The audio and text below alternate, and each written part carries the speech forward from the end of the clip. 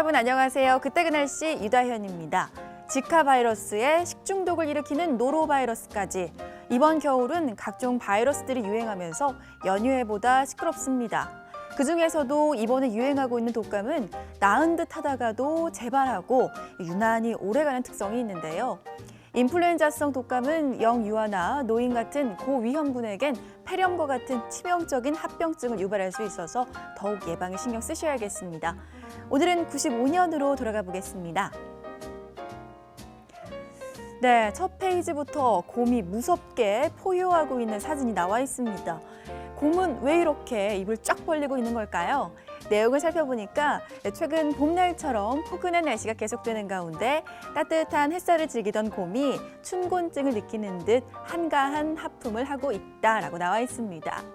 곰이 하품을 하고 있는 모습이었군요. 하품하는 모습치고는 좀 무섭게 보이긴 하지만 곰은 따뜻한 봄을 만끽하고 있었던 것 같습니다. 지난주 입춘이 지나면서 날씨가 점차 따뜻해지고 있습니다.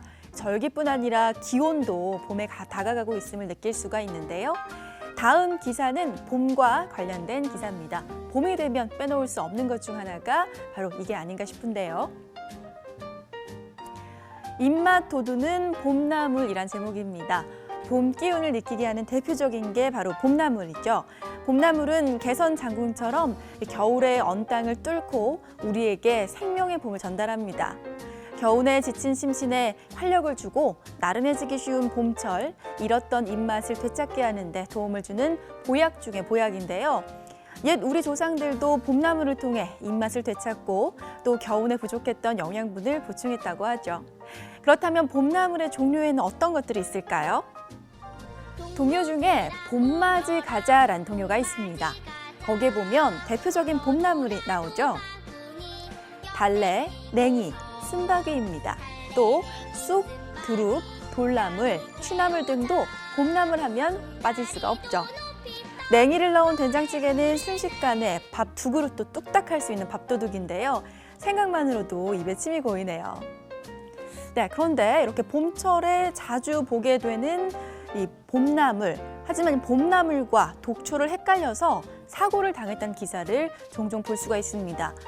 헷갈리는 봄나물과 독초에는 어떤 것들이 있을까요? 먼저 독초인 여로와 봄나물 원추리가 있습니다.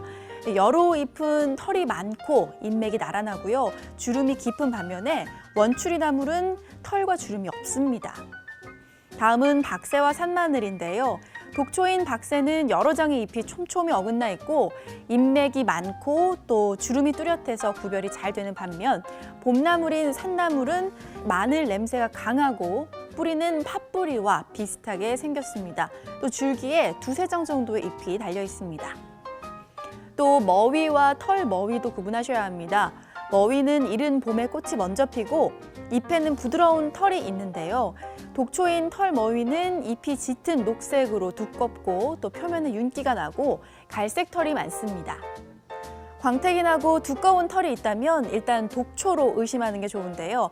줄기나 잎에서 역겨운 냄새가 나고 즙을 피부에 발랐을 때 가렵거나 발진이 생긴다면 독초일 가능성이 높습니다. 또 독초는 짙은 무늬나 반점이 있는 게 특징인데요. 독초를 구별하기 위해서 진액을 혀에 대면 절대로 안 됩니다.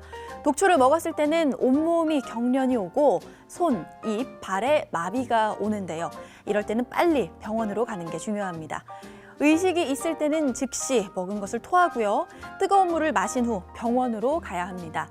의식이 없을 때는 토하게 하지 말고 들쳐엎거나 부축해서 병원으로 가야 합니다.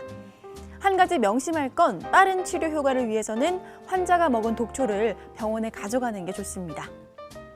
요즘은 하우스에서도 재배가 돼서 사시사철 먹을 수 있습니다.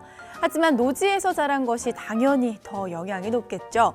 노지 봄나물은 2월에서 4월 사이에 출하되는데요. 앞서 말씀드린 독초와 또 잘 구분을 해서 올 봄에는 봄나물을 좀 챙겨 드시기 바랍니다. 지금까지 그때 그 날씨 유다현이었습니다.